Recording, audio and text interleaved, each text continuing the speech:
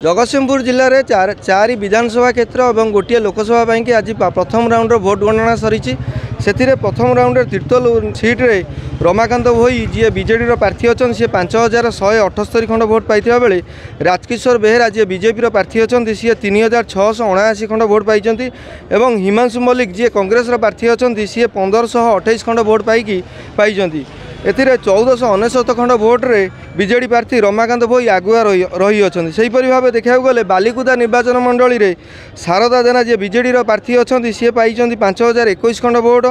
सत्य सारथी जी बीजेपी प्रार्थी अच्छा सी पाई 4047 खंड भोट